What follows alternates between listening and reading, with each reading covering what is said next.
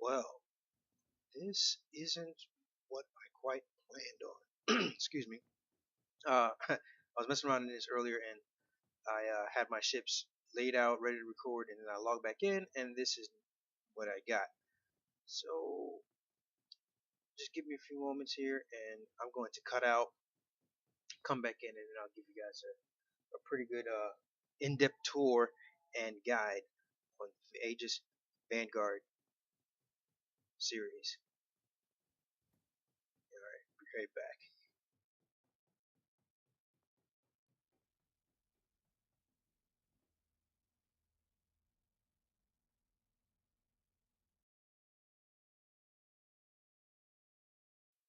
Alright, so I'm back, and I couldn't get it fixed. I even logged out of the game, logged back in. This is as good as I can get. So we're gonna go. So today I'm going over picking the right Vanguard. Alright, the Vanguard series is a series of 4 ships in total.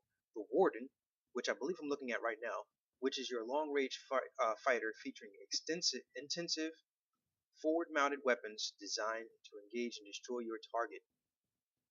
No special features on this besides dealing damage and getting into the fight. Next up is the Vanguard Harbinger, which is your standard bomber for the Aegis ships, replacing the escape pod bay from the Warden with a potent bomb bay. The Harbinger is a powerful bomber that can operate in the roughest forward operating bases in space today. This ship is in concept and not in hangar, or is not flight ready either. The next ship is the Vanguard Sentinel, designed for smart fighting. Instead of taking your enemies head on, like the Warden and the Bomber, the ship this ship features a AR cockpit and external E-war pod decoy or pod missile set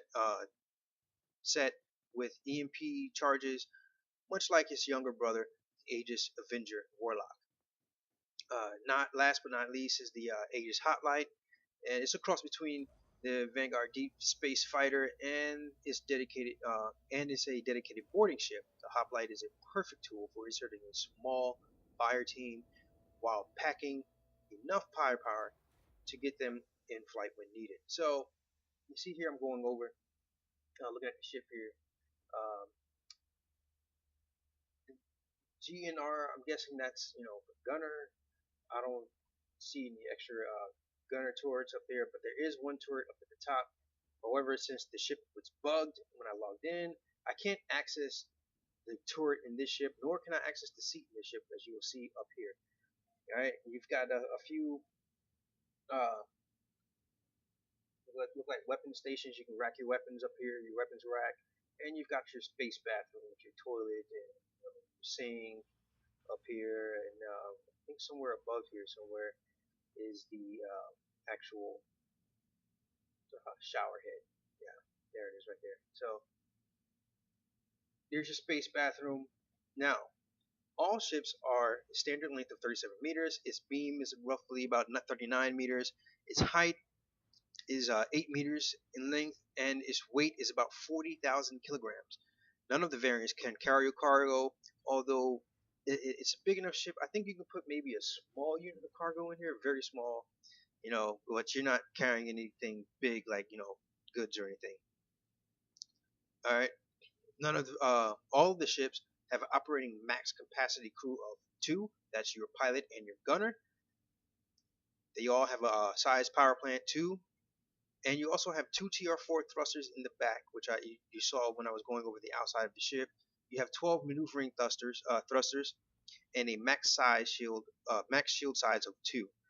Weapons on the Vanguard are 4 size 2 weapons, to be determined or coming soon. Not really outlined here. And you also have uh, 1 size 5 ballistic Gatling gun. That's the gun on the nose of the ship. All your weapons are on the nose of the ship. You have 2 poly mounts.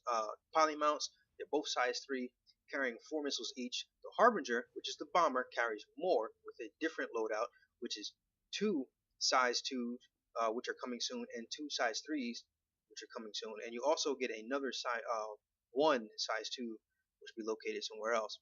All ships have the standard size 2 man turret.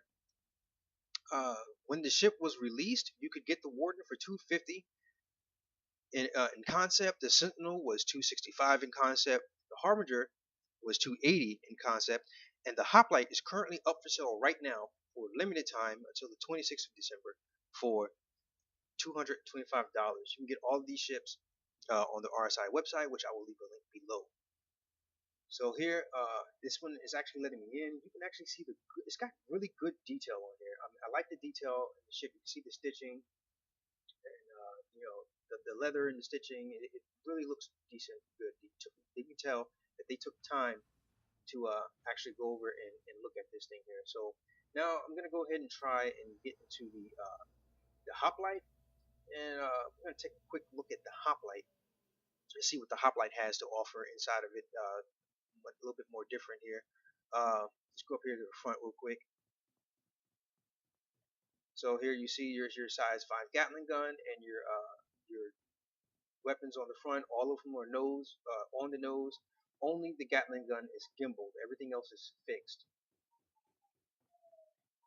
So let's go back here. There's your big thrusters back here. Looks like a giant saber. The saber's pretty big ship, but this one is a little bit bigger, I guess you say. I think this one is a size 5 or so, whatever.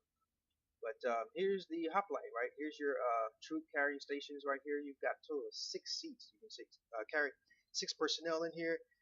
And right here's your weapons rack. I'm guessing it's about 10 or 11 weapons you can store in here. For your troops when they're getting ready to go in flight. This is a really good ship. So it all depends on what your play style is. You want to go out and you want to do electronic warfare, go ahead and get the Sentinel. You want to go in and lay down some good fire, cover fire for another fighter ship. I would go with the Warden bomber. There are not that many bombers in the game.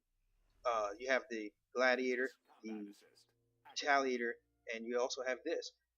So this would be your medium-sized bomber, and I think it is a really good bomber here. And of course the Hoplite. Now you want to drop in the Hoplite.